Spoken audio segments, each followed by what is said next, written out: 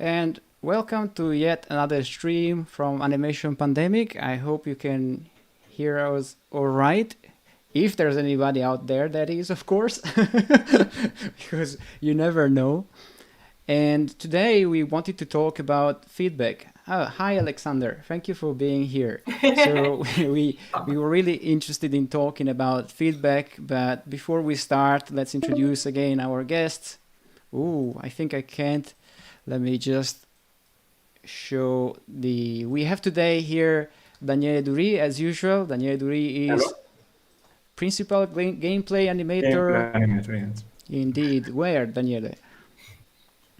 Here we are, yes. Say again? Do you hear me? Yeah, we hear you right, I think. Okay, cool. So Daniele Duri, principal animator at CD Projekt Red. And then we have as well Francesca Pesce, who's lead lighting and compositor at BlueZoo Animation. And then of course there's me. Hi, I'm a I think, Francesca, we should come up with a presentation for Amedeo here, because probably. it's a little bit too low profile, even for my taste. Yes, and that's me. Bye. But hi and I'm bye, just guys. a normal human being. Yes. Just your regular everyday me. So today we wanted to talk about feedback in animation, in games, in general in the CG industries, and I think we need to start with something a bit meaty to send across the message. So we scouted a clip from Miyazaki, who is giving feedback to something. Let's have a look at it very briefly. 僕はこれ面白いと思って見ることできないですよ。これを作る人たちは痛みとかそういうものについてね、何も考えないでやってるでしょ。極めて不愉快ですよね。そんなに気持ち悪いものをやりたいなら勝手にやってればいいだけで、僕はこれを自分たちの仕事をつなげたいとは全然思いません。極めて何か生命に対する侮辱を感じます。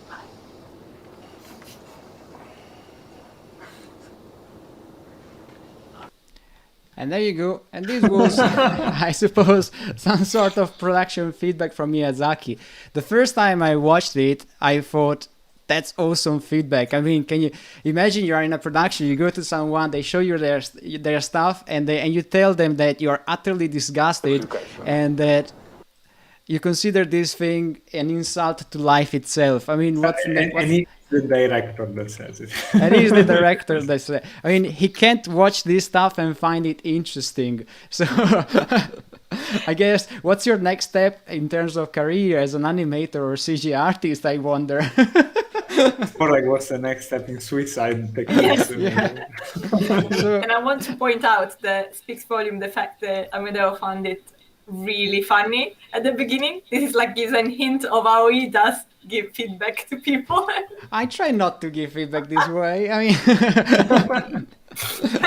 mean, I try to give people something to work with. I think when I give feedback, but he did it too. I think so, but I mean, one of the characteristics I think of feedback is that it needs to be actionable. I mean, you need to be able to do something about it as an artist. Take any action, yes. Yeah, and if the only action you get from it is that what Take the katana. This is just a ritual suicide. Yeah, I mean, you should not insult life itself. What does it even mean? I mean, yeah, okay, I get it, but you don't like it. I get it, but at the same time, it doesn't help me too much.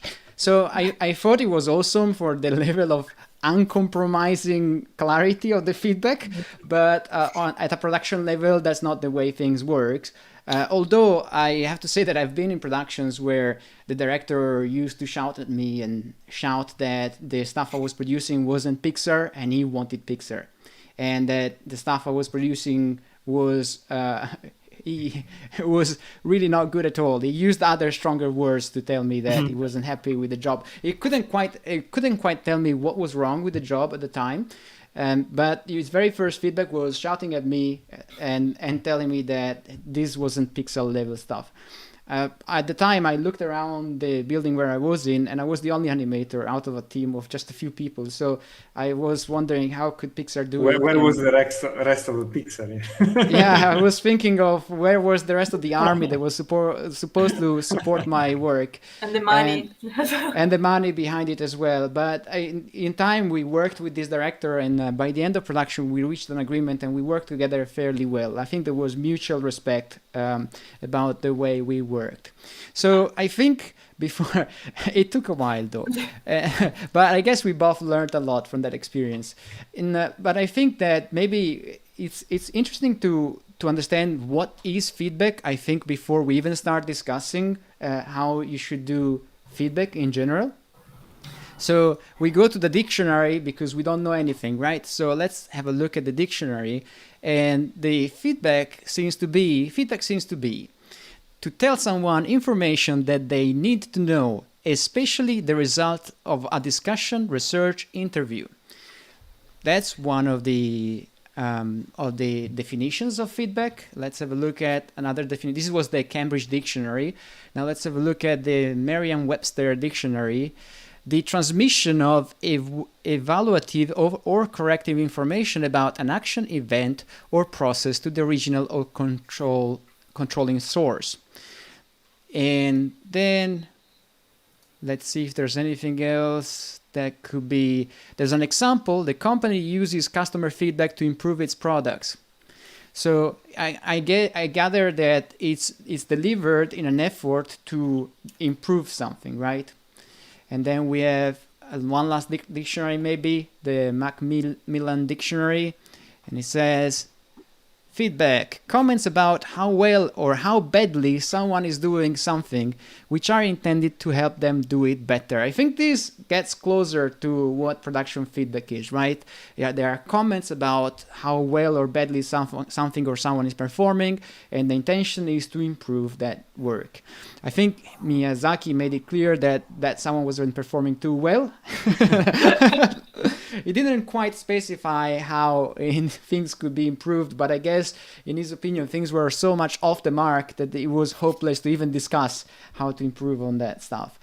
To be honest, we took this out of context. There's a wider story to that video, of course, so I guess although I think even without the context it's still quite harsh. Yeah. It's still I think it still doesn't help, and I think a lot of juniors would probably decide to quit their job or their career. That's the end of the career. After, yeah, that would be the beginning and the end for most of them. And maybe in Japan they have stronger resistance to this kind of feedback. We don't know. We would need to gather more experience from other people, I guess, before being able to tell if feedback works this way in Japan, I guess. I think some company do have some this company do. shouting policy. There's a shouting he wasn't policy. shouting. He wasn't. He just destroyed the guy. Yeah. I think if you don't shout, the message is even stronger. In fact, shouting. Yeah, it's true. Yeah, I think in some company, I think like some bosses might shout at you in front of the entire company, and then they just really feel crap about it. Yeah, I don't know. I think that's even worse. But in a way, without shouting is a bit better. I remember when the director I was mentioning earlier on, he used to shout at me as I was animating. So imagine you're sitting and there's some guy sitting here and they shout at you, and then when they are done shouting at you because you're focused animating anyway, they call someone else and they shout at them next to you talking about you. That was my experience with feedback in a certain company. It was really, really interesting for me. But as I said, after a few weeks and months, we got along a lot better. I think it was something in the character of the director that made the director snap easily. But by the end of it, we actually ended up working together on more than one project after that. So that was an interesting experience. Now, I guess there is one thing though about feedback that may be important. I guess it's important that the artist knows the context of where this feedback process takes place. I mean, if the director is complaining that this is not Pixar's level animation, then it's important that the director at the beginning of the job specified that they wanted Pixar level animation. So this way they have also ground to then complain if they don't get it. And you as an artist, you know whether you should accept that work, for instance. Would it make sense? I mean, if they say pixel level, would be enough for an animator to understand the target? No, of course, it would not be. Yeah, for a lighter, if you tell me like that, it's like if you tell me like I want everything to be more blue or like, I don't know, more happy. It's just like I think feedback shouldn't be really emotional, should be really rational and logic and specific.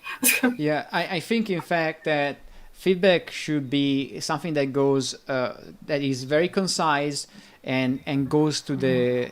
It needs to be timely and it needs to be clear. It needs to be something very specific. If you receive feedback that is along the lines of can you give me another version? Or can you make it more blue? Yeah, I mean, I can. I can give you all the versions, yes. Yeah, I can just rework the animation from scratch. It's going to take me the same amount it took me to get to this level I am at right now. And then you will get your version, which is a bit sadder. But it's easier if when you give feedback, of course, it's easier if you specify precisely what you want. I think I worked with a director from Pixar, in fact, when I was in London, and the director gave very precise feedback in my experience. And I remember saying things. Some person was animating a creature that looked a bit like a dog, and the director said, "This dog is not happy enough. I want this to look like the happiest dog on earth." So it gave you the complete freedom on how to reach there, but at least you have a goal, right? You have a goal. It needs to it needs to be completely euphoric, enthusiastic, and there shouldn't be any doubt as to what the feeling is. And if you're working with very experienced people, the animation feedback tends to become that of acting. It's an acting choice more than anything.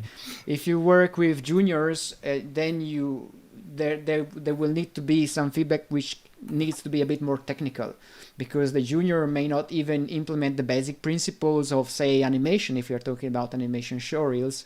So in practice, the feedback needs to go there and address the technical side of the animation as well, which is not something that a director may be able to do, guys.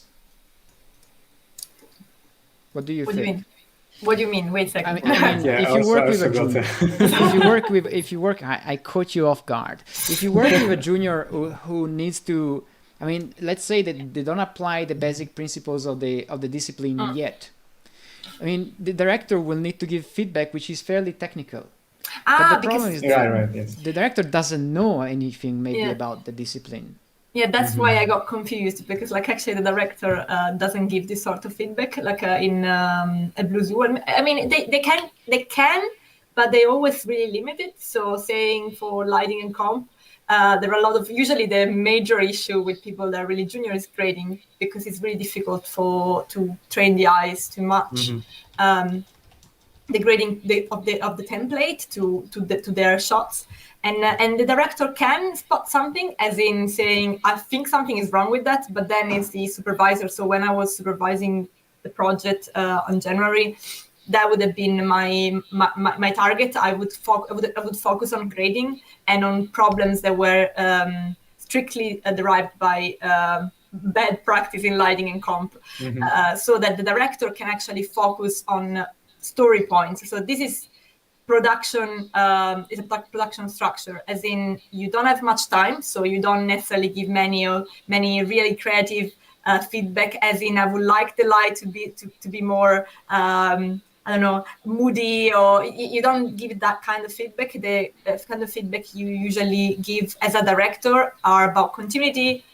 Is that hiding the story? Is that not telling the stories as it should be? Is something out of place?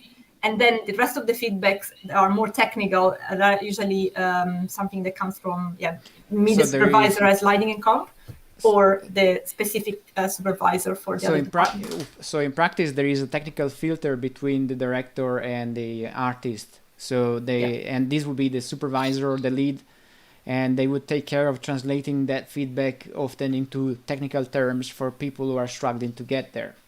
Yeah. That would make sense. You also sometimes explain things to the director or to the client as not in a patronizing way. You just explain what's happening and if you can achieve what they want or not. So if you the are a request is filter. reasonable. Yeah. Yeah. And does it work the same way in games, Daniele? I don't know. It is very variable, I would say, because then I don't know. It changes a lot from the person you're talking to, because you could get the feedback from the animation lead, but then you could get the feedback from a game designer, which has a different kind of skill sets. Then you can get the feedback from somebody on top of them, right? Like it could be the gameplay director, which has, so usually the more you go up, the less specific skill they have on the topic, which is normal, right? Because not, What do you mean? Okay, you get the feedback. However, they're not gonna give you, you're not gonna know how to fix it. They expect you to have the skills to do it. Yeah, I have a bit of a visual lag with you guys. I had a bit of I don't know. I don't hear too well. I don't know for which reason. Sorry, really sorry about it. Oh, sorry. Is it any better now? Yeah, it is a bit better. Okay, it never happened before, I have to say, but now I was seeing you frozen and I was talking to myself pretty much. Okay. I was listening to you. So, okay. I mean... No, I was saying that the higher the feedback comes from, usually the less I will know how to address it exactly. So... But it is normal, because the game director, of course, doesn't need to know how to do the animation fix. How to change the animation in a way that he would be pleased. But you know that he's not pleased, right? So... is there now a filter? Because for us, we have, so if the director of the client speak, you don't. I mean, the junior artists of the team wouldn't really hear directly from them. They will hear from me, so I can. Of course, it's not. This interaction doesn't usually happen. Okay. I mean, of course, it depends on the size of the company, as usual. However, yes, the filter, the baseline filter would be the lead animator that tells the junior, hey, the animation wasn't good for this reason, and then it can translate the not good feedback into make it jump higher. So this is okay. Yeah, because this is a very important skill to have, because it is the role of the lead animator, or I would say mostly of the lead animator, to read this kind of inputs that you say. You have a playthrough session with the directors, and then you see they're not happy about some aspects of the game, but sometimes because the game has so many aspects, it's not. I'm not saying that it's easier to do like a movie. Obviously not. It's two completely different things. But a movie is like still visual, still audio, and camera composition, whatever things there are many, but it is mostly visual audio thing. Okay, but if you play a game, it is the game feel, right? So sometimes, for example, we notice this thing, like you have a gun in a game, in a first-person game, you're shooting this gun, and the gun doesn't feel powerful enough, and you really pump the animation, okay? And I say, fucking hell, every time I shoot super recoil, whatever, and then you just change the sound, okay? Like you change the sound effect for the gun with like deeper, and then all of a sudden the director says, oh, this gun feels really good to shoot now. Okay? And you didn't change the animation, but it's not always you. It doesn't mean that is the other guy's fault. It doesn't mean that, but it means there's so many aspects that go into the good game feel that it's really, really important to have good persons able to read this feedback from the director and then translate it to what is the line of action now.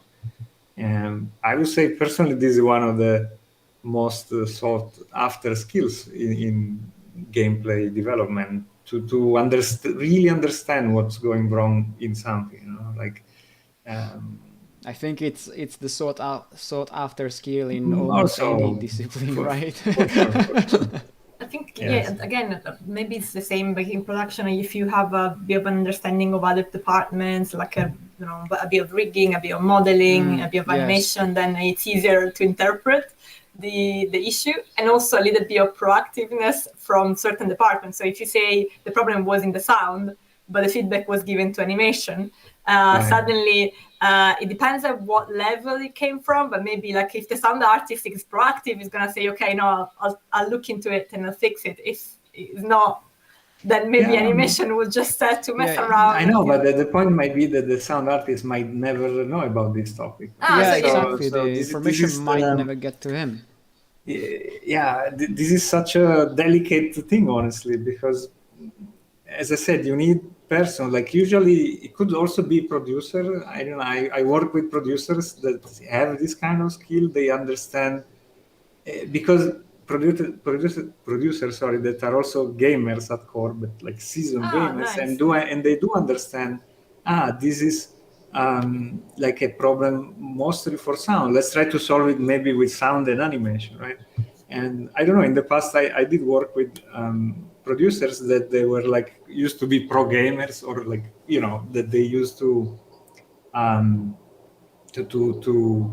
play a ton of games before actually working in games, and they have a knack for it. They know this is missing, and then they can at least direct it to the correct departments, right? Because as I said, there is many things that might go wrong in something. It's the same. It's the same as, sorry, Francesca, just a second. It's the same in animation, really. I remember once I was working on a shot where a character was supposed to be coughing, but they didn't record the sound. And they told me, well, I just animate it. Just do an animated cough. I'll do it. Oh, and there was no way to get this thing approved. This silent cough would not get approved. I wonder why. And one morning I went early into the office and I recorded myself coughing, and I just slapped the sound into Maya, and I made a playblast approved. I was like, wow, what did you change? Nothing, guys. I put the sound in it. Look, this is the same thing. This is the same example as the gun example. Yeah, because a sound really can change a lot of things, and it's very difficult. I mean, the projects we work on in CG are so articulated. There are so many different factors that contribute to a good feel for the project, whether it's a game or offline graphics, that you really need to be aware of what contributes to what. I mean, is it worth spending one more week refining the animation when the sound isn't there, for instance? Maybe we should try with a slap sound, something temporary, just to know whether the problem is the sound. Because otherwise you're essentially animating in the blind. Francesca, what were you saying? Sorry. Sorry. No, yeah, I really wanted to add on this topic. Add, because in the meantime I forgot what I was gonna say. Sorry, Francesca. Yes, we keep cutting the ladies talk. Okay, we're going to do great on Twitch. Yeah. What did you want to add, Daniele? No, I was saying I just remember a thing that now it just clicked. Okay, so I used to read, on Reddit or something like this, also on some games that I worked on, and they were saying, I really like the animations in this, and they post a GIF, okay, and in this GIF, it's like maybe there is an animation, but there's mostly effects, okay, and then I'm like, what the fuck, dude? Like you're calling visual effects visual as a spray of particles, or like you're calling it this animation. This is not animation, right? Oh boy, that's very purist. But this guy is right. It doesn't matter, because then maybe there is my animation with this wasn't the case, but I'm just making up an example now. Maybe I had an animation of a attack right on the screen, but this animation by itself, it's not final until there is this visual effect also, the trail of energy or whatever. And so my point is, like, the product is the whole, right? It's not just the animation without the sound. And when you put all these things together, they really complement each other, and then it just looks good. So as you were saying, it is pointless to judge something based only on that thing. You have to add the other main elements, and the main elements, they don't add 5%, they add 50% sometimes. That you have a gun without a sound, you put the sound, is 45% of the gun. Yeah. Okay. There is another layer of complexity to that, because I know when I give feedback or when we receive it from the client or for the director, one of the things that happens sometimes is that you approve some keys, which means like some master shots. So are the hero shot from where you start with lighting and comp. And then once you see the whole piece, like the whole episode, you feel like, that doesn't work. Can we change the template, the master shot? And people get really annoyed at that. And I know, because that happens to me as well. Like, so you get like really annoyed and thinking like, oh, come on, you approved it. Why are you changing it now? And the truth is, like, for as long as you see only that shot on its own, it gives you a different idea of what's there. And then maybe that just doesn't work once you see it in the context. And yes, and it happens also for animation. I think I wanted to give Tomedeo like some really cool animation, and I went for something which I thought it was really, really cool. And I watched it, and I realized that I didn't mean the animation itself. Actually, the story point in that moment was really good, and in my head it was the animation. But when I watched it again, I was like, no, this is not the animation. I mean, yes, the animation is okay; it's doing its job, but it's not actually that complex. So yeah, that happens. Right, I think. I think this feeds back into what an artist should do in order to receive feedback, and what happens to an artist when they receive feedback as well, I guess. So as Francesca and Daniele said, and I also said a similar thing, you are evaluating the whole of your project. Now, you can't always do that. Sometimes you evaluate as far as you can see in your project. But it seems to me that feedback has to be timely. It needs to arrive at the right spot. It's pointless to give feedback to animation once the rendering is done, unless, of course, you can re-render like this. Or you want to piss him off. Yeah, or you want to piss somebody off. So, but the problem is that in order for feedback to be timely, in my opinion, the artist needs to get as quickly as they can to a version that can receive feedback. Maybe it doesn't need to be a super polished version, and you can tell the director or the client, look, don't look at this element, don't look at that element, we're just evaluating this part, what do you think of it? Everything else sucks, we are aware of it, but what do you think of this thing? And it's very difficult to decide how much to show and how much not to show, to be honest, in these stages, because depending on how the client is educated on the process, the client might be put off to the point that they don't even realize what they have to look at. Even if you tell them, and they tell you to redo the whole thing, maybe because they don't get what they're looking at. So it's a fine-tuning thing. But as an animator, you would need to you would need to get to an idea of the shot as early as you can. And in some productions, people, they just show video references, for instance. They don't even show the 3D blocking or anything. They just show some videos.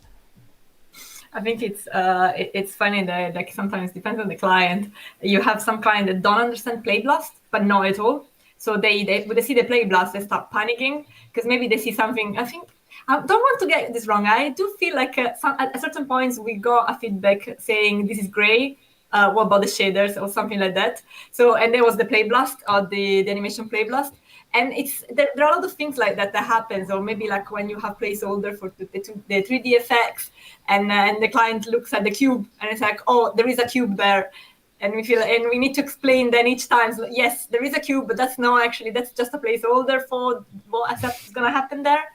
And recently there was a client that actually told us that didn't want to review animation without the renders, which is what probably is one of those things that makes the studio. Yes, exactly.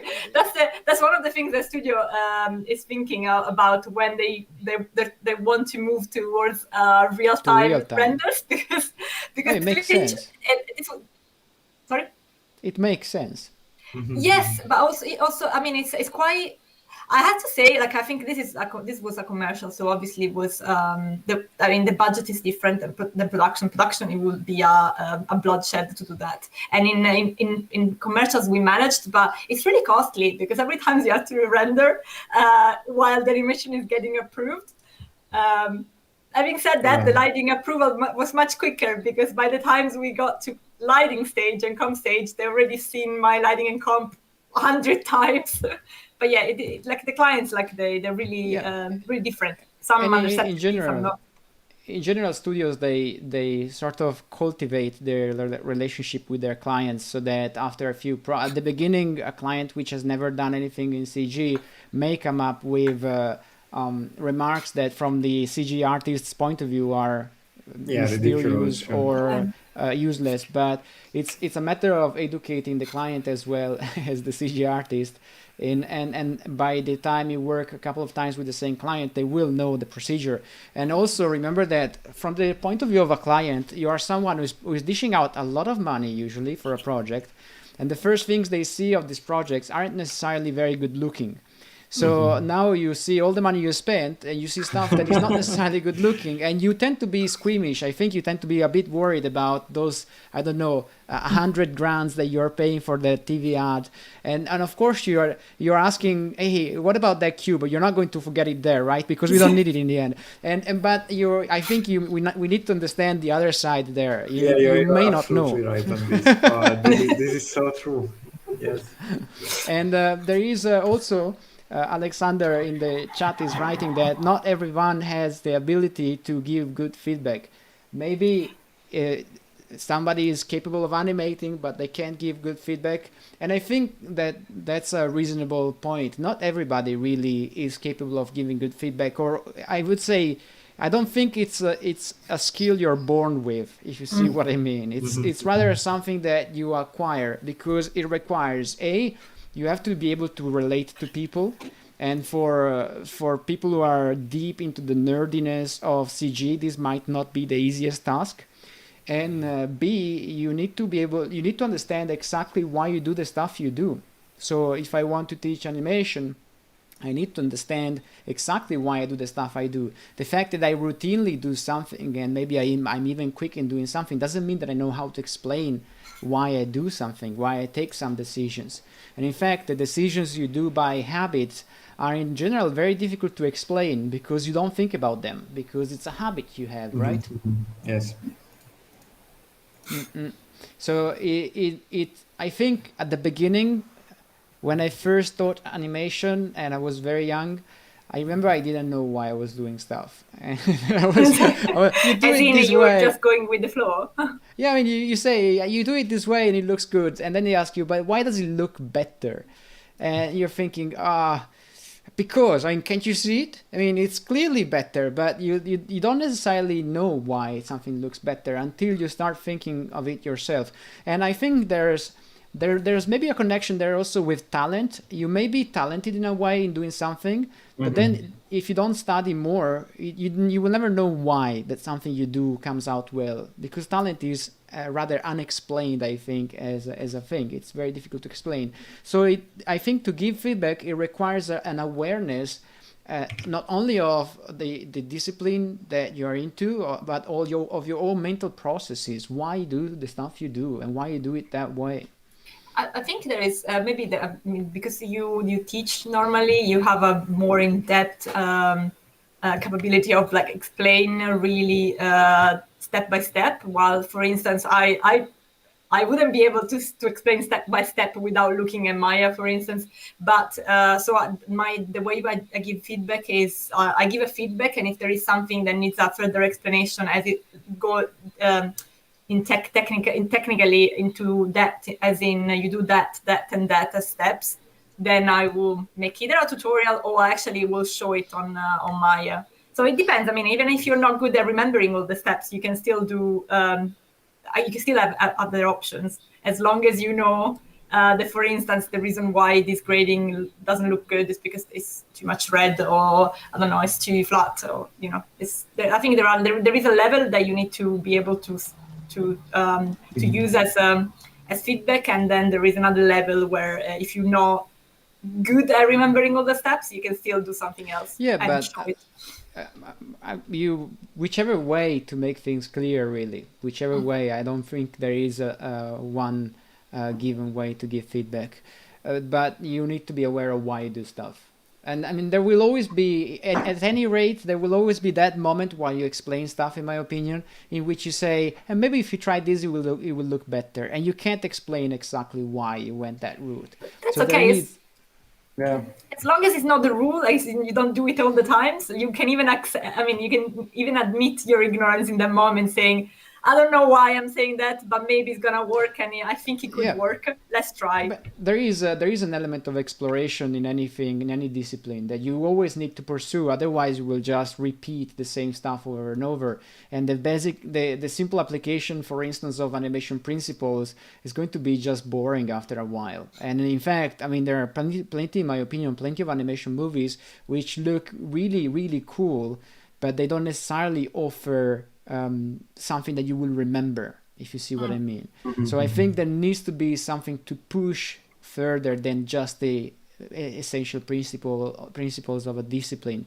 I mean, you can apply all the principles you want, but I think there is something in there which is the personal contribution of the artist. So let's go back a second to receiving feedback. We know feedback is given to the purpose of improving something. Okay, I think that's the I think that's the thing. Now, the problem with improving something, is that it implies a change, and the problem with change is that it implies some type of work. So some type of redoing, yes. Yes. So if you receive feedback by default, unless you're asking your mother, they will tell you something that doesn't work in your work. And even your mother may be. Yeah, actually, it's better, sometimes it's better. So don't ask your that mom. Yeah. automatically implies that some of the work you've done will need to be redone, or you will need to do more work maybe. So I think it's very common for people, and including me, to have a very bad reaction for the first 5 to 10 seconds to feedback. I mean, when you receive feedback and you understand that you're going to redo some work, your first reaction, especially if you're tired for a lot of work, or whatever, yes, it's not so good. Yes, it's not very good, and but the difference between a boy and a man, I guess, is to just accept it and see what needs to be done. Even because if you have to understand that if you're paid to do something for a client, you won't get that approval until that something is done. So it's better for you as a professional to just, instead of defending yourself, fencing off yourself, to just open your ears and listen to what whichever person in charge has to say about that project.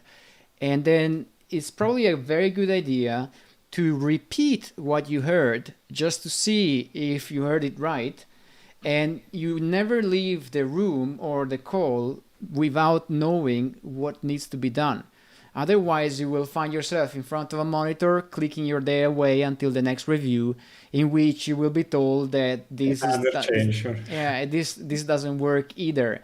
And you're going to go on around in circles forever and ever until you understand what needs to be done. So make sure you hear the feedback, make sure you repeat the feedback, and if you have some doubts, ask for specifics of what works and what doesn't work, so that you understand which part of the project need love. I mean, some of the best feedback you can receive, in my opinion, for instance, for animation, is something along the lines of, I don't know, from frame 80 to 95, great stuff. 95 to 100 doesn't look happy enough. Make the line of action straighter, and then 105 to 120, great timing, but the poses are not strong enough.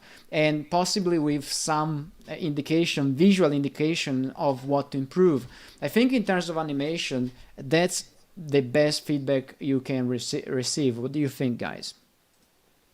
The animation, yes, I think it's like it works a bit differently in lighting, but I think it's a bit boring in lighting, to be honest, because in production you get you have such a quick turnaround that you just keep saying this shot doesn't hook up with the previous one.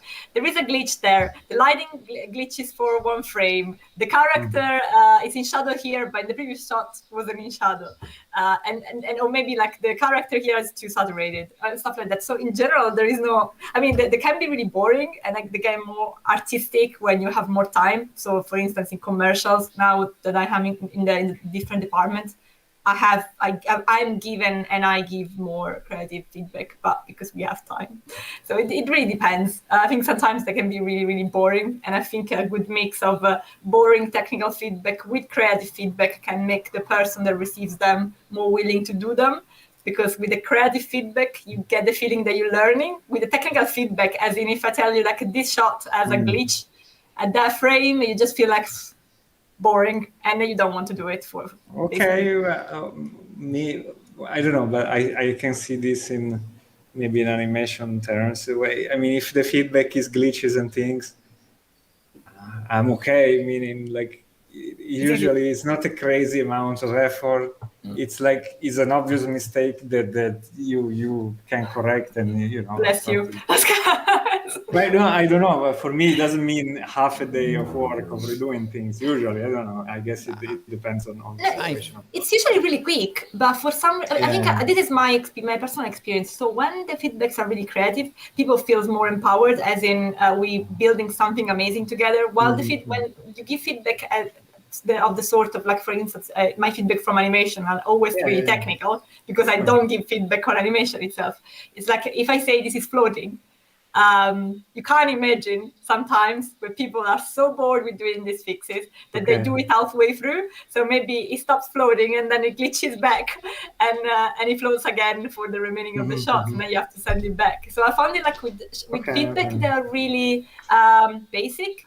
People that struggle the most to address them and to check them as well. While if you need to do something better with your animation, and I'm talking about junior artists mostly, if you need to do something better with animation, I think people will be more willing to play the play blast and check what's going on, rather than me asking them, this is floating, can you fix it? I see. Yeah, but I sense some warnings. I sense some danger, because if people aren't, we talked about it a few calls ago. If people aren't willing to do the basics to make their work, then I mean, how can we trust them with? How can you trust them with something a bit more creative? I mean, if they can't, if an animator struggles to, if you tell an animator to give the character a rotation of this kind, and then the animator doesn't do it, well, I mean, then what are we doing? Yeah, I mean, how can you trust this person to something more complicated than the basics? I mean, maybe they're just in a time of their life in which they're not engaged, they're burnt out. I mean, there are so many factors at play in there. But at the same time, if the boring stuff isn't taken care of, I mean, very high level stuff is very polished usually. It's very well taken care of. It doesn't mean that every pixel is perfect. It means that the important stuff is there. So if there is an evident technical glitch, and the animator or the artist doesn't want to take care of it, maybe they're a bit spoiled. Maybe they were used to work in a company where there is a technical department that takes care of it. And there are such companies. Very big companies might have a technical department that takes care of small glitches. We used to have like an animator that was the animator that did only the fixes, and they found it. Yes, poor guy. I remember this person probably broken, mentally broken by the end of it. A broken soul. Yeah, exactly. So by the end of it, they decide no, everybody should be responsible for the fixes. Also because being responsible for your fixes, it means like that that if you don't do something, it's gonna go back to you. Come back at you, right? While if you know that you're not gonna clean your crop, then you're gonna see lots of characters floating. And now I'm still referring to animation. There's lots of characters floating, but even in comp and lighting. I remember one day because I have this editor. I still know him; he's still in the company, and it's really precise. It really has like a good eye for details and for glitches, and he spots anything. And I remember one day he had enough, and he came up to my floor, and he just went around and he started saying to random people, asking why they weren't fixing and why they weren't checking their shots. It was amazing. And it's because he's older than all of us, because like a lot of people in my teams are usually like quite young. So they really felt like there were some people that really like kind of looked down a little bit. I think it's a reasonable request. Why are you not fixing the basics? This is like, 'cause I had a long conversation with him about this, and there is like a middle ground between his position and mine. between the two extremes. So basically, like when you do lighting and comp and but also animation, you have and if you have to do a lot of shots, so this is production as well, you have to do so many things and so many steps and so many checks that it's really likely that you will miss something. And this is why it's important that someone else also checks it and someone else is as well. So you run the first check though. So you do your shots, you run your first check, then the lead checks again, the supervisor checks again, the director checks again, and then the client checks as well. So by that time, everything should be really polished. But what happens is that sometimes few people miss this step, so maybe they don't check their stuff. And so basically what happens, they happened with some people that they weren't checking their shots, they were just sending it back straight to me, which means like that I had to do, when you send a shot from comp to render, so many things can happen that go wrong, or lighting's the same. So assuming that if you hit render, it's good for sure, it's really, really unlikely. It's really like in the fantasy world there. You'd be very lucky. You're really lucky. I'm not that lucky, and like I've been doing a lot of lighting, but I'm not that lucky. So I usually just check my shots. But there are a lot of people that are not used to check their shots, and they just think, okay, this is the time for the supervisor to check it. And you check the shot, and maybe it's black. Or sometimes it's not even there. So like you don't even find the shot, and then they say it's ready. It's like, where is the shot? Which I think I feel I need to interject in here. Yes. If you receive feedback on something, it is not enough to address it in the software. You really need to publish the change, double check that the published change is what the client, director, whoever wanted, whether it's you, your mother, your client, whoever, and make sure that stuff is there. Once that stuff is there, you talk to the person who gave you feedback and you tell them, feedback addressed, can you have a look at it again? Don't just go into the software, do the stuff, call it a day, say done, and you didn't even check what you did. It's the equivalent of hitting render in a 3D software and going to sleep, and the next day just tell the client to look at the render. Yeah. And without you having seen it. When was the last time a render came out working? I don't think it ever happened. There is no precedent for that, yes. That's not how renders work. You do the paint, you have to do always a little bit of rotos. In the chat we have, Simone who says, keep in mind that in his case, he spends 80% of his day solving technical issues. So there isn't much time to do artistic lighting, which I think is a situation Francesca is familiar with. And because if you work in TV series, you really do a lot of shots per day. So I guess he says it's a big part of his creativity to find a creative way to solve technical issues. And I think that's what pushes forward technical advancements, if you think of it.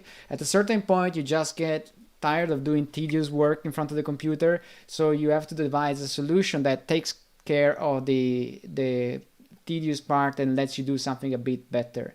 The problem is that in a production, to do both takes time, and if you have very tight deadlines, it's very difficult to also develop the tools to speed up that workflow, and that opens up a big can of worms that goes a bit beyond the feedback thing. Although it's a very good, I think it has to do, I think, for instance, some of the reasons why the animation part of Maya never quite evolved it has to do with this, because for a long time animators didn't produce their own tools. So they were essentially dependent on some other technical department, and they worked for many years. 3D animators worked in a very primitive way, if you ask me, but far behind the curve of the technology that they could have employed. And now you see a new generation. It's true. Sorry, I never thought it in this way that you said it, but what you say just makes complete sense. I know. And the moment you said it, it just made me think of the classical rigger tool that keeps your COG of your character in between your 2 feet. You know, if you translate one of the 2 feet, he will move the COG of the character, and it's like the most useless thing ever. However, I had it in so many rigs, not recently, but in the past, I had this in so many rigs. I was like, why does this? It's not even a tool; it's just a feature of the rig, right? But this is exactly the example of things made not by animators for animators. Yes. Yeah, I mean, but it's difficult. How do you imagine you're working in a TV series? You have to crank Yeah. out so many shots. I mean, when do you find the time to script? But there's a new breed of animators right now, and a lot of them can script, and they actually find the time to do it.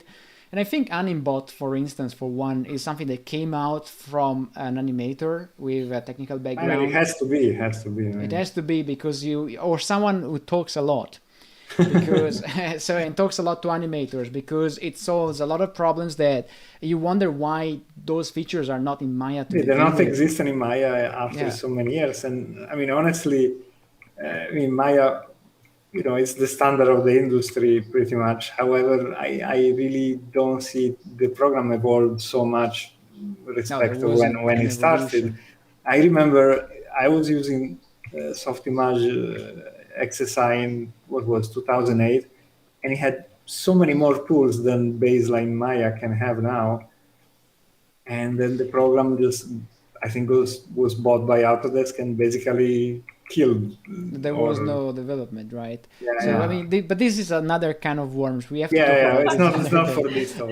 The Maya ranting, I'm on it. So let's go back for a second to the topic, which was the feedback process. So you received feedback. The feedback needs to arrive in time, guys. If feedback arrives late, it's a bit of a problem, because there are some things that, simply speaking, can't be fixed after the event, right? So I am thinking, for once, last time I was talking about gliding. Imagine you're flying, you're landing on a glider, and in the meantime, in the back of the cockpit, there is the instructor giving feedback and telling you to up the speed. So the feedback is timely. If you don't up the speed at this stage, you will crash, right? So that doesn't look good, man. I don't know what this is going on. So you need to have someone who gives you feedback at the right time, and then this way you can action this feedback. Okay, so I think this is an important thing of feedback. It needs to come at the right time. So it's a bit annoying, of course, for anybody to receive feedback much later after you did the stuff. And my personal suggestion as well, in terms of animation, is don't get to the feedback session being completely destroyed by the work you've done so far. Try to manage your time so that you get to the daily with some energy, because it will require you some energy to stomach the feedback. So I mean, if one thing is to receive feedback, I think I have the glider still on. One thing is to receive the feedback once in a situation in which you haven't slept because you delivered the animation, and you're tired and you're psychologically in a bit of a fragile state. And one thing is to receive feedback after a good night's sleep. So try not to exhaust all the energies before getting to a feedback session, because it's not going to help you.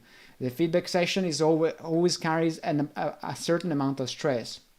This reminds me that I think there's one of the difference between like someone that is used to do a lot of producing a lot of shots, for instance, in lighting, and someone that is fairly junior and is on his first project, is that the junior sometimes does exhaust his own energy, like working a lot too much on one shot, and then not managing to do the rest. And then when he receives feedback on that, it's a disaster, because he works so much on that shot that it feels like everything is really personal. While the person is totally invested, right? It's really invested, yes. Well, and I remember like when I was working, I did some animation a long time ago. That was when I was working as a journalist, and I did some basic animation. Sorry, is it Jordan? And I was working with another person that wasn't actually an animator. So obviously much more prepared than me and much better at it. And I remember the client was actually happy. It wasn't the client, it was my boss as I was freelancing. The client was happy with my time management, because I was always giving the shots on time. And this is because obviously I couldn't put too much on these shots, because I'm not an animator. I just knew the basics. And he was always a little bit worried about the other person, which was actually a good animator. And this is, for me, was kind of a wake-up call, because sometimes from the client perspective, what you think is an amazing work of like something really beautiful and refined, and a lot of people around you might agree on that, maybe the client doesn't even see it and doesn't see the effort. It just sees like, oh, you took too much time and you didn't deliver on time, which is really sad. But yeah, it just makes it can happen. Try to target what the client wants, basically. Like Yeah. it's okay to go beyond what they expect, but don't go so beyond that they don't even see what you've done. Yeah, in fact, I think that somebody published the daily etiquette online. Just a second. And I think one of the rules of dailies, was that you should address your feedback, only your feedback, and only that. Address your notes and only those. And then if you really have spare times outside production hours, add that extra level or whichever, but never do so after the scene has been approved. Because remember, the client has approved something in particular. Yeah. Even if you make your animation better, it's not going to necessarily, that doesn't mean it's going to be approved, because clients, they want to see something specific. I mean, I remember I worked on scenes where the client wanted to see a specific gesture made by a character, even if that gesture didn't fit the character or didn't fit the time frame, and the shot was not approved until the gesture was in. From an animation standpoint, the animators did not like that gesture. The director did not like that gesture, but the client wanted that, they liked that, and the shot was not approved until that gesture was there, even if it sucked. And personally, I've seen more awesome animations on the servers of production companies than on cinema screens. Because very often what gets to the movie is not necessarily the best animation. Yes. But it's the way it end, is. At the end of the day, sorry. Go on, sorry. No, sorry, it's because it's lagging a little bit, so I keep jumping on top. No, go on, Francesca. At the end of the day, it's not a race of ego there. I mean, I think it's like, there are things I don't agree with the client, there are things I don't agree with the director, there are things the director doesn't agree with me. But at the end of the day, if there is like a hierarchy, a structure, if the director says like what I've done is not what he thinks, I need to address it so he's happy. And so the director as well. I mean, if the director wants to go against the client, and this can happen, it's a clash of ego, but then the client is still gonna win, because they are the client, they are the ones that are asking. And as long as they don't, sorry? No, the client. So go on, yes. Yeah, it's just like, it's just that sometimes like this is not, it's not something you give it for granted, but actually there are people that decide to go against it, and that's why things never get approved. There are tons of cases. I think there are also cases like, and this is from what Amedeo told me, so like he probably remembers. Like there are cases of middlemen, like people in the middle of a production, so not the supervisor, maybe the lead, that try to give extra feedback or lots of feedback, and this feedback are in contrast to what the supervisor wants, or then maybe they're completely pointless, because then the supervisor gives other feedback and they just make the artist redo things. Yeah, I think I need to, this is a very good point. I need to go back to this because it's a very interesting thing. And it's against the rule of being concise in feedback. If you have 3-4 people giving feedback, then the feedback can barely be concise. Now I put on screen, and I put the link in the chat to the rules of dailies that I found on this website named cgmaster.com. And the second rule is do only your notes. So this is important because, I mean, it doesn't mean that you don't have to walk the extra miles just so that you know. I mean, you always have to walk the extra mile, in my opinion, especially if you want that material to be good showreel material. But the thing is, if they asked you to do something and you took the time they gave you to do something else, that's going to be a problem because the client is paying to do that something, not to do that something else. So it's really important, really, really important that you do address the feedback before anything else. And only if you have nothing else to do, you add on top of it, or if you have spare time. And always, you always need to keep the version that the client wanted untouched, and then propose a B-roll, another version, and see if that goes down well with the client. Because remember, the client may just like the animation that people don't like. And one of the rules in character design, for instance, in a lot of movies, is that the producers that or let's say people that put the money, and not really the producer, people that put the money on the project, they may have a say in the character design, and they tend to pick designs that they have seen already in cinemas. So the impression that animators often get is that the best designs aren't usually picked, But that's again, I mean, if you remember, for as long as you work with for a company, well, you need to do, you're paid to address something specific, right? To produce a specific result. And in the chat, in the meantime, there is some Annie Root, I don't know how to pronounce it, I'm probably butchering it. It says, how do you take feedback that makes you feel like crap and bypass your own ego to use that feedback to create a high quality shot and not just a average shot? But that's exactly, I mean, you have to come to the daily armored with a thick skin and go there with a lot of energy, just so that you're relaxed enough, rested enough, and if they tell you to change something, you feel like you have enough reserves of energy to do it. It's I had some times in production in which I was completely burnt out, and every daily session for me was just a torture. I was like, and especially feedback was very generic in some productions. So can you give me another version? Or maybe after 2 weeks the shot was approved, it came back and people said, can you give me another version? At a certain, I think there is a study that says that at a certain point people are so tired that they go into a panic and they just don't know how to react anymore, and they have random reactions to things. And if you are burnt out, you tend to have that behavior. You tend to just randomly do stuff, hoping that one day the thing will solve itself. And in general, in that cases, it's great to have a good producer around who understands the situation and can maybe make the feedback more precise. But it's a bit hit and miss. It depends on the company and the situation. And in general, however, you always have to set aside your ego for the reasons we described earlier on. It's not your show, and until if it's your show, you can do whatever you want, of course. Actually, I have a question for you guys on this topic, which, yeah, maybe it doesn't tap exactly into feedback, but let's squeeze it in there. Okay, so, sometimes, as you said, you might have like a specific task, and then you go and build it, and they ask you, can you give me a different version, or a bit of generic comments or this kind of stuff. Was there ever a point where you say, okay, I can't do it, give it to somebody else, or do you take the hit? Because for me, this is it a matter of pride in a way that I want to fucking finish the shot, right? I mean, makes whatever sense. it is. But I found it like I can give you my example in grading. Okay, so there is like one show I worked on a few months ago.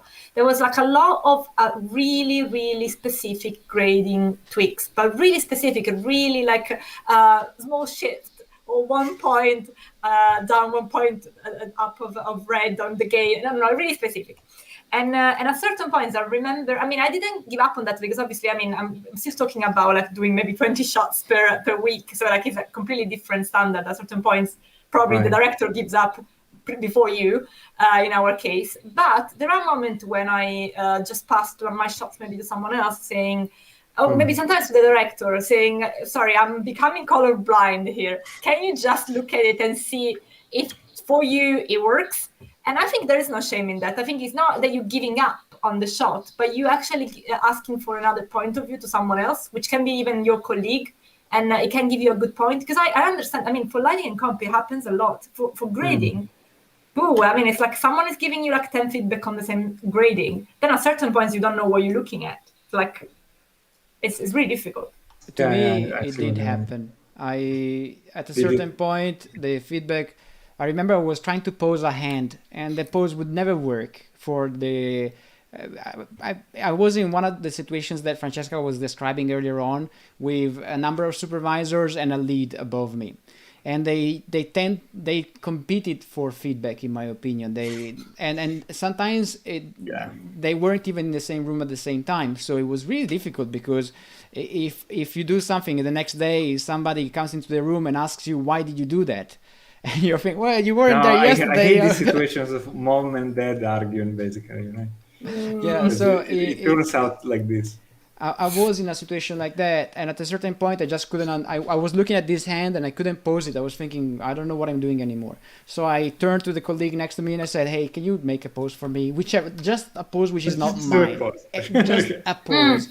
and that really helps a lot because it's some fresh air coming through the door after days and days of you struggling with something that was supposed to be a minor thing and it now became the center of your universe. So say from my point of view, like as because again, I'm not an animator, although I did a little bit of animation back then when I was really junior. And my idea of animation is like you animate something, you go out for lunch, and you think it looks fine. You go for lunch, you come back, and it just looks crap. But that's normal, right? And it's like I think it's like grading. It's because everything is like it depends on the balance that you have around you, your status of mind, on what you see on the screen, on the calibration on the monitor. There's so many variables that I think what you're seeing is still something that it has a filter to it. So it's really difficult sometimes to.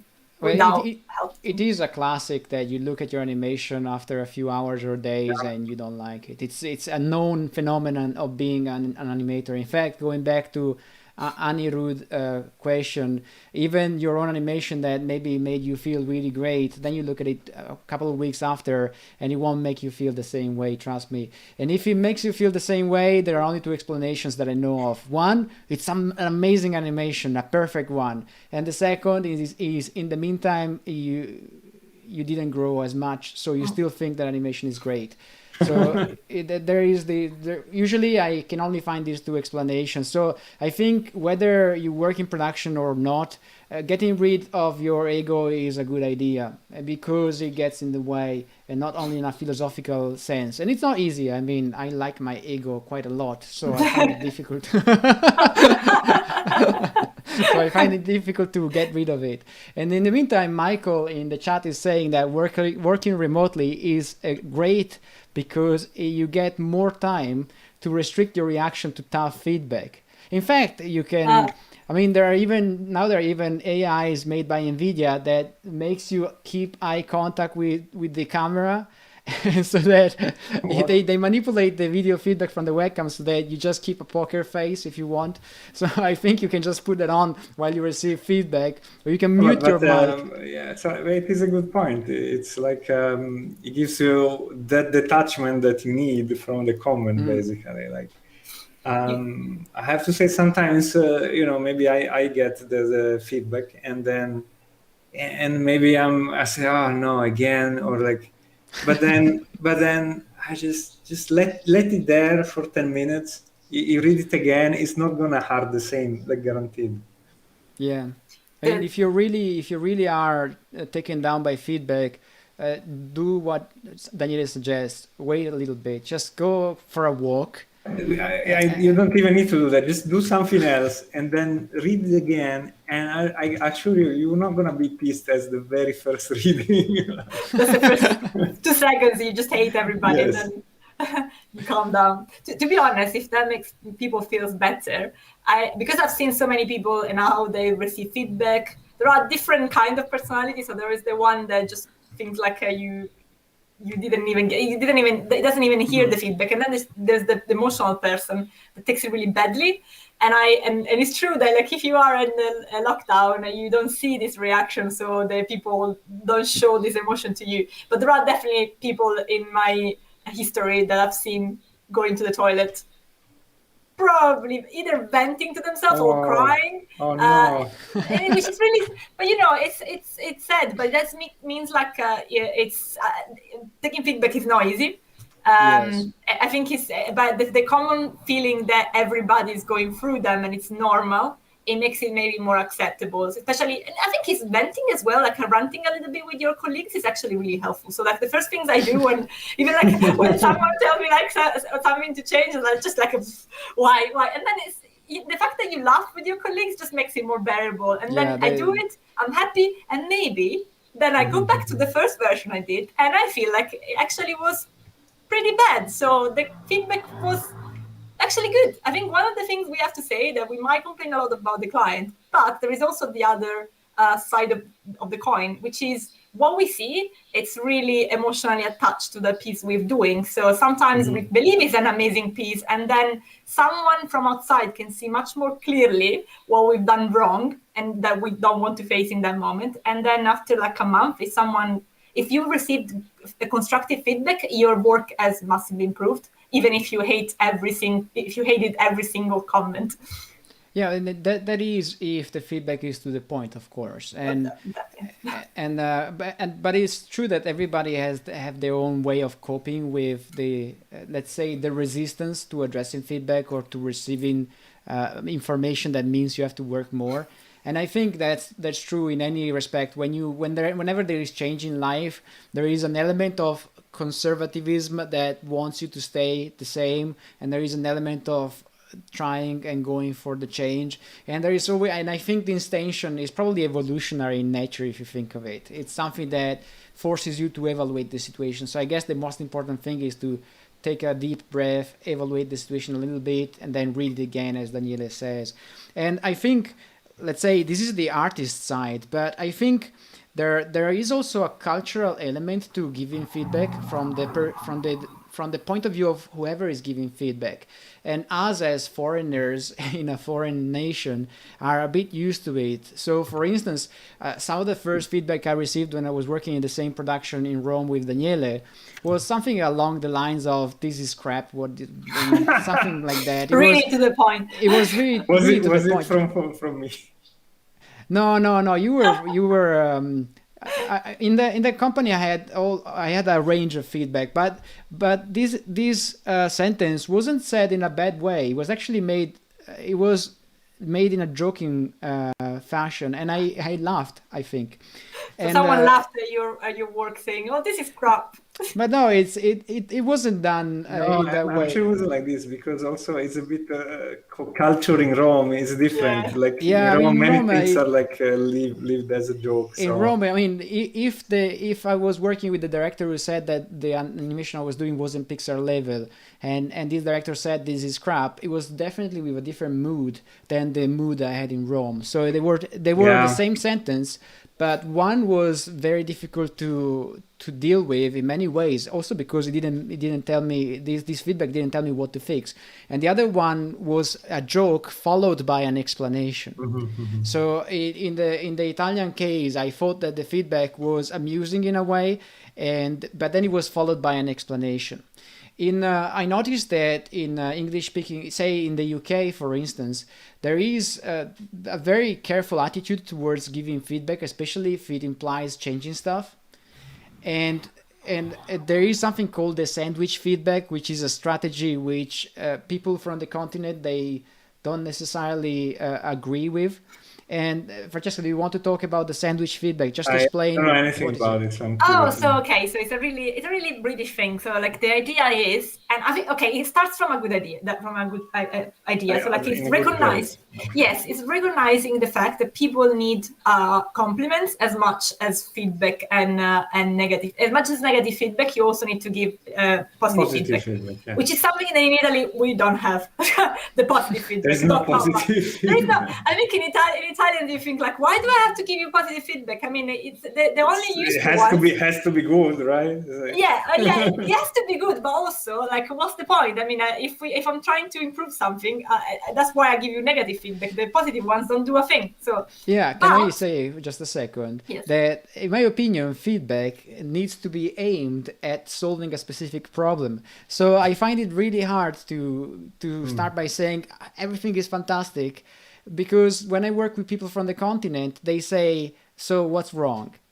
After I say everything is fantastic. So I much prefer saying, okay, overall it works, this doesn't work. Go on. Yeah. Well, in England, what you do normally is like you start, and this is like a generic situation where you go as a director, you go to check like a shot or like an animation or whatsoever, and you start and you look at it. There are definitely problems. You look at it and you say, it's really good. Well done. It's really a good start, and then you start giving the actual feedback. And maybe so then you have to follow a bit this formula. No, as a foreigner, you don't have to. I think as an Italian working in England, I think the only thing you have to remember is that it's true that actually every now and then giving like an honest, positive feedback when when it's there, I mean, when it makes sense to give it, it's really beneficial. And it also gives people to an idea of how they're coping. So if you just give like, I'm actually really logical in that sense, in a sense where I give feedback that are completely unemotional. That I just say, this is wrong because you need to, I don't know, too much red. This is degrading, you need too much to that. And it's like, I don't really put any emotion, nor negative nor positive in the feedback. But I found like people do work much better if someone is working well and you let them know. They are much more they're happier because they feel like they're part of a group of team of people that are actually appreciating them. I just found it like, for me, I would not be able to match perfectly the British sandwich all the time. So I found it really for me personally, I think like he doesn't resemble me as a personality. I can't say this is good and I think it's not good. And it's also like it's also a meritocracy. So like if you think like someone didn't perform well and you say, oh, this is really good, but I think you're giving the wrong impression, and it's also not. And it's also get to the point where for a person that is between a person that's performing really well and one that is not, it looks like almost as if there is no difference. So you're not giving a reward to the good person. But I mean, every person, even in England, every person balance this in a different way. I think it would be unfair to say that every feedback you receive in this country is based on this. Okay, it's just one of the strategies, which isn't really used that much. I worked in Spain, Italy, and Germany, and it wasn't used that much in any of these countries, and I suspect in France it's used even less.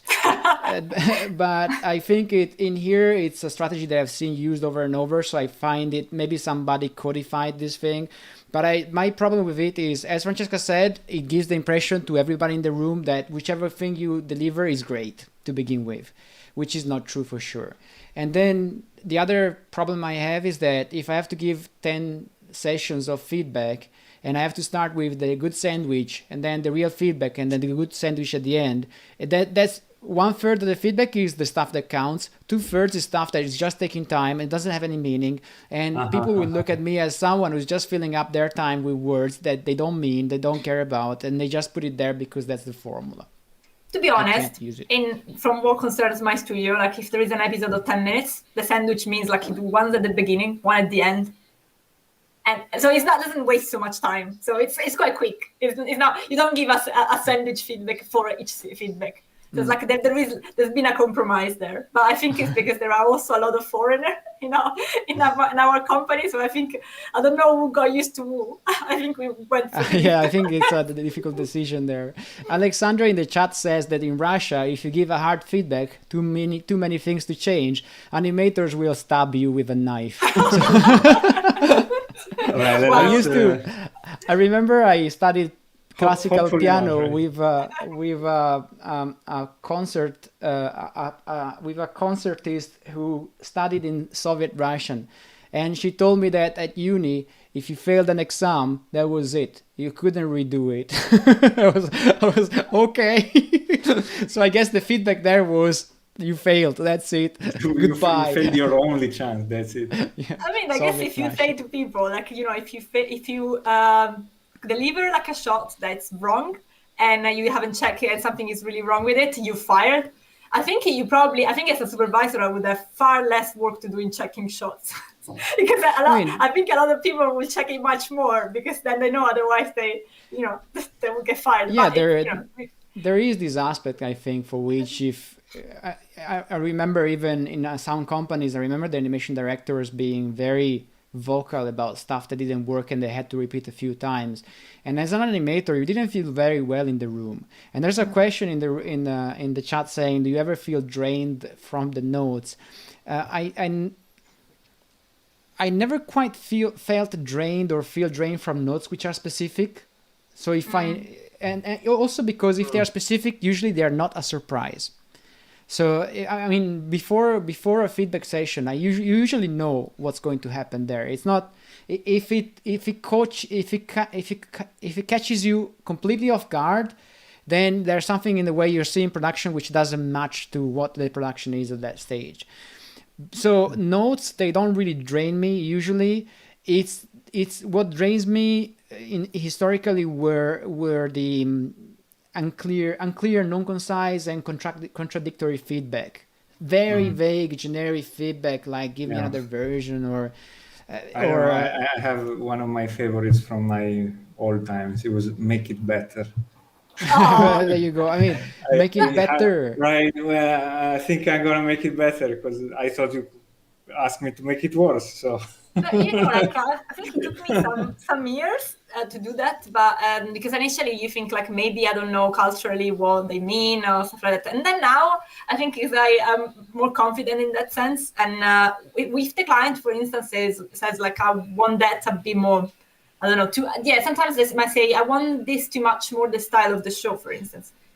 Which it could be really vague because you don't know what they refer to, and at that point it's just totally fair for me or for anybody else to say, sorry, can you be more specific? Or can you send me a reference of what you had in mind? Because we know in which person's mind, I think it's just really fair that if the feedback, and it's really fair if the feedback is not clear, that you say it. I don't think the supervisor, the director, or the clients are gods. You can just tell them if they failed to do their job. Can I interject? I will anyway, because you raised such a good point. I remember initially I was very shy, not in Italy, but when I moved abroad, in Italy I was shy, but not that much. But when I moved abroad, I became a lot shyer because A, it wasn't my language. B, I didn't understand. The production seemed to be so much more organized than in Italy. I didn't even know if I was allowed to speak to anybody outside my hierarchy. But the real thing is that at a certain point, I started meeting animators who would just start a conversation with either the supervisor or the director, and sometimes the director could see their point of view if it was very well explained and motivated, and maybe even picked their ideas. There is a famous Disney story about that. It's about Kronk singing his own soundtrack. What was this? The Emperor's New Groove. Yeah. I will come back to this. In the meantime, I will search for it. So the thing is, I started seeing these people actually discussing choices with the director, and I realized that when I started discussing choices with the clients and with the director, both lives were easier. A lot easier, because you got to know what the director wanted and what they didn't want to. And I think, in fact, one of the ways for which you're not forced to, let's say you're a supervisor giving feedback, and you want to avoid using those strategies like the sandwich, for instance. And I think if you, at the beginning of production, set the expectations very clearly about what you want, what's considered good and what's considered bad in life, the same way as Conan the Barbarian would do, I guess. If you set those expectations right at the beginning, then when you give feedback, it's difficult for people to come to the feedback session thinking they didn't know what to expect, right? So you're not forced in spending time with a useless sandwich that you don't need, and they don't need either. They will know that when you say something works, it's because you think it works, because it meets those expectations or it exceeds them. And when you say something doesn't work, in practice, they already had a way beforehand of knowing it, if they had the time or the energy to do so, or the promptness to do so. So in that context, people won't find it a surprise when feedback is not entirely positive, I think.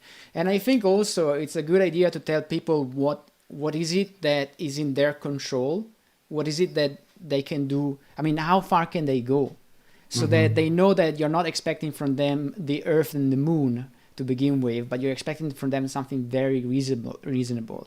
And then certainly people need to feel that the contribution is valued. If something really works, just say why not. I don't think it's a problem at all, in fact. And I think another area which is fairly problematic is when little or no feedback is given. Because if you don't deliver feedback, then if it's not important to you, why should it be for me? It is. I see the point. Sure. There's always a moment in which things are gonna go to the client. So if you don't get feedback. If I don't get feedback, I get worried rather than relaxed, because it means that there is no filter. Nobody cares. Nobody cares, but then the client is going to see it, and then it comes back, and then it will come back too late to address it, will come back lots of feedback. So it's not a nice thing. I think it's always it's worry. You should worry if you don't get feedback. Worry on time as well, because the deliveries are always closer than what you think. Yeah, the delivery is always closer than what you think. Simone in the chat says, I remember a soup saying to a colleague, cool, can you redo that, this time using a bit of talent? And I mean, first of all, talent is not countable you can't count talent in units. So it's very difficult, I think. I don't know. I mean, Simone doesn't specify. Was that in England, Simone? Specify and we will know. So in the meantime, it doesn't sound like. It doesn't sound very England. For what you guys are saying about England feedback, it doesn't sound. I think you could fly there. However, right? There are a lot of different personalities. So even in England, you can find people that are really direct. I'm sure. And then there are a lot of like foreigners. So like you can still find the person that can say that. So now I'm really curious.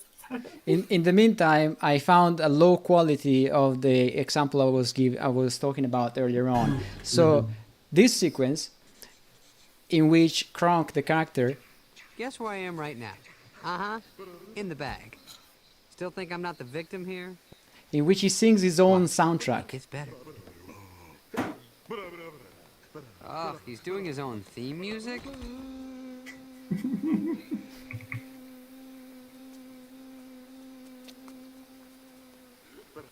It's a great shot, such a good cartoon. Yeah, and the legend goes that originally was entirely different, and it was just an animator who proposed, can we have him sing his own soundtrack? And the idea was deemed really cool, and he came and he was adopted.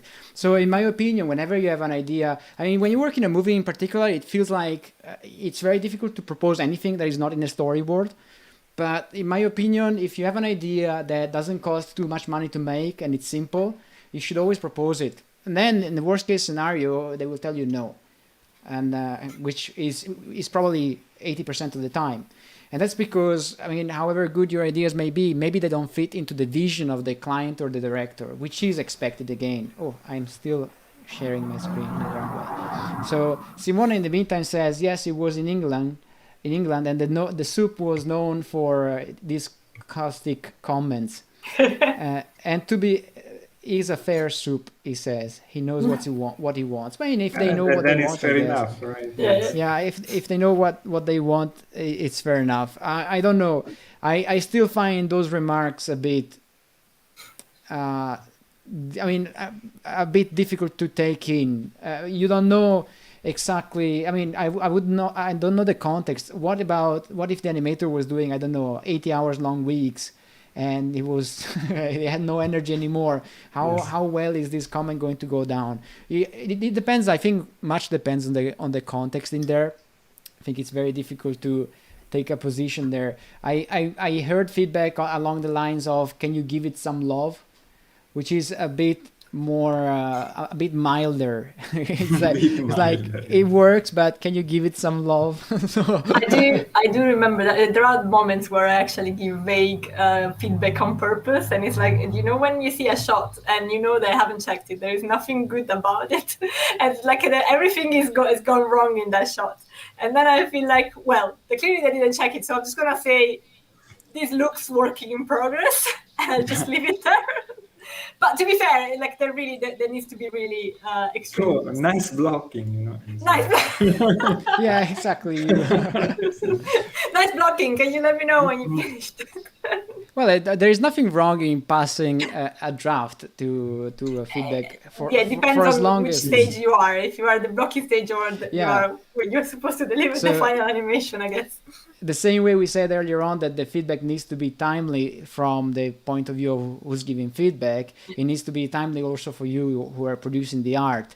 If you deliver a draft by the time you were supposed to have finished, well, something terribly wrong happened there. So unless you agreed with that change of delivery, you might be facing a difficult daily session.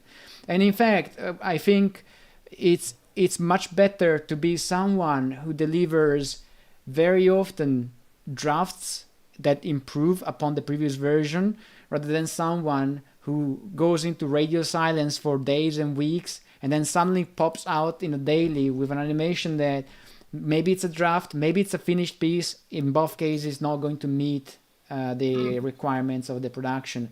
So again, we always often come back to communication, if you think of it, very often. Pretty much. Yeah, it's really proactive people that, for instance, when they're doing, I don't know, they have to do like an entire scene of an episode, and they may be like not sure about certain points, and they just like do maybe 2 shots, and then they ask me, maybe they send me a nice still or nice path to the still, and they ask me for feedback, and that's super useful because that's not something that I would do maybe myself, but the fact that they asked to prevent the mistake helps them not having too many feedback, for instance. So that's, you can also play smart and ask for feedback in advance. Yeah, you in my opinion, you should. I mean, whenever you can, you should really ask for feedback, because Just it's going to spare you work.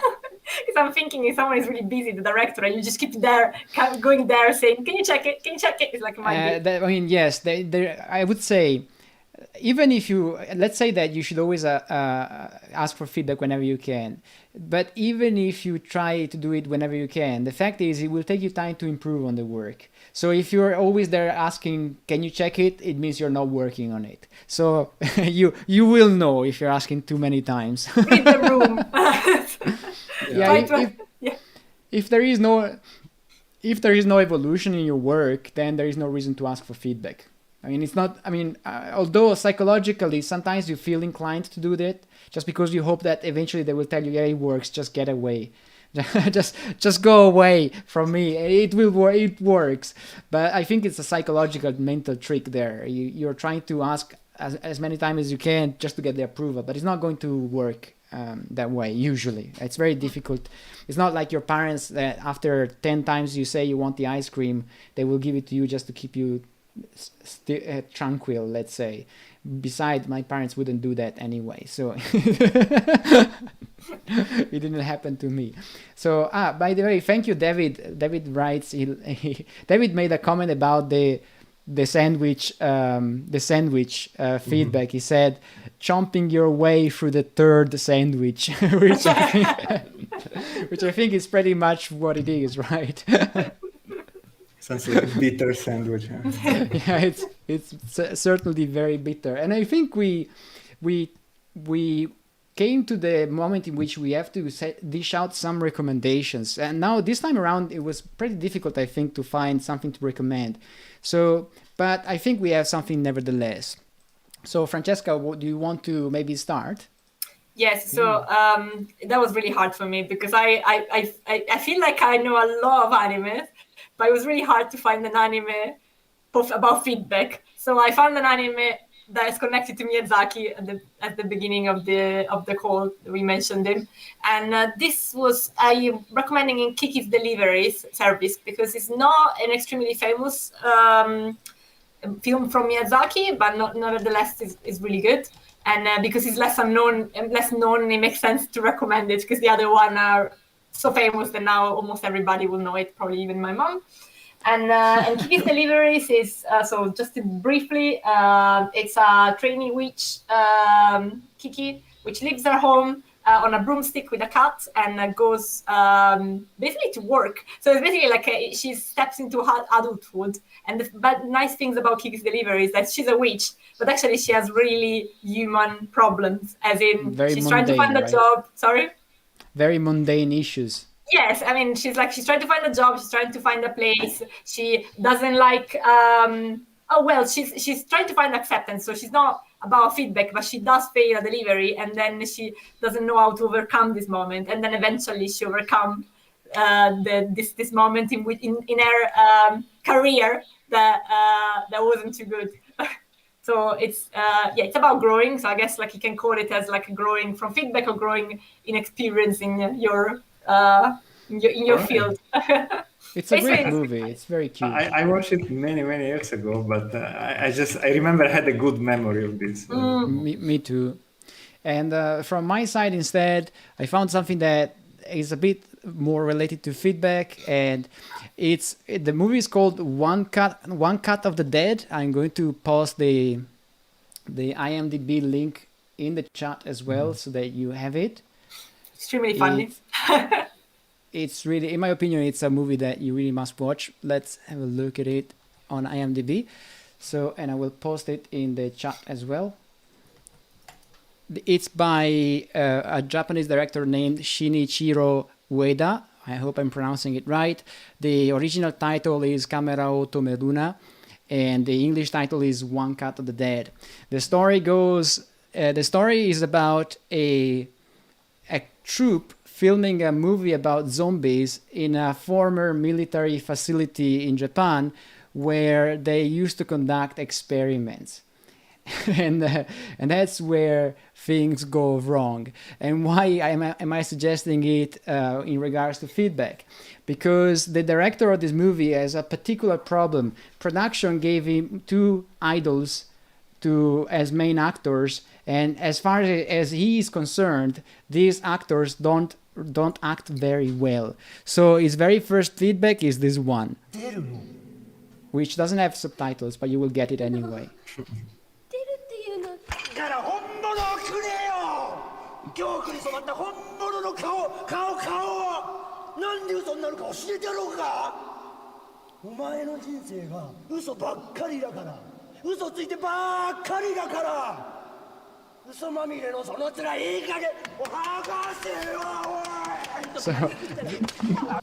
So the director is the one on the right, of course, and the idol is the one on the left.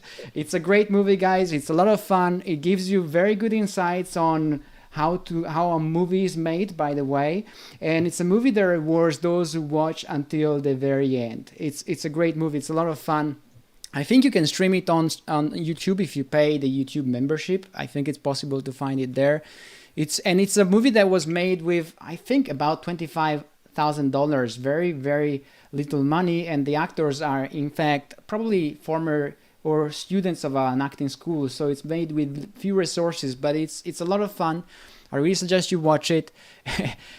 It's called One Cut of the Dead because at the beginning, of course, there's a very long shot which is done without editing, which makes it even the more fun. Watch it, you won't regret it, in my opinion, and it's very fitting. You really have to watch it. If you know about movie making, you will find it even more amusing. In Italy, we have something similar, which is called Boris. Yes, that's a classic. I don't know if you can find it with the subtitle, because I think it's a pity that people outside Italy don't know it. No, yes, it's not even. However, even with subs, it has tapped so much into the culture of filmmaking in Italy that I don't know. It would be a bit hard to. I can't find it right now, but in practice, Boris is the TV series about a troupe making a TV series in Rome, and the thing is, it's so amusing. But what's fun about that movie, in my opinion, is that it's like a documentary. I mean, when I worked in Rome, things went exactly that way. It was exactly that way, yes. When I was working in the documentaries for Voyager, like back in Italy, for this scientific documentary, we used to watch it at lunchtime, or every time it was coming out with a new episode, and it was perfectly what we were living. It was the same. Yeah, I've given a link to the English page of Wikipedia. Maybe from that you can find a subtitled version. It's really a lot of fun, but as I said, and as Daniele said, really, I think if you don't know Italian, you will miss a lot of the jokes. But it's really almost a documentary of the way we experienced Rome when we were making a movie there. So I think that's it. Is there any other recommendation? Not this time from me. I don't have any game recommendation, but I will come with something next time. Next week. Next week. Okay. So thank you very much for joining us today. I think it was a lot of fun. And in fact, probably one could talk a lot more about feedback now that I think of it. When we raised so many issues and we barely scratched the surface of, say, cultural issues for instance, of how feedback is read, and the language barrier, for instance. Oh, before we close, one last thing. There is a little known thing with English-speaking countries for which English-speaking people, the natives, let's call them this way, they may find it very difficult to understand when foreigners speak English. I mean, I wasn't aware of this problem. Francesca knows a different angle of it. I was made aware of it when I was forced one day to take a pronunciation class, and the instructor told me that the guy was a true British former Royal Air Force officer, proper received pronunciation, all the bells.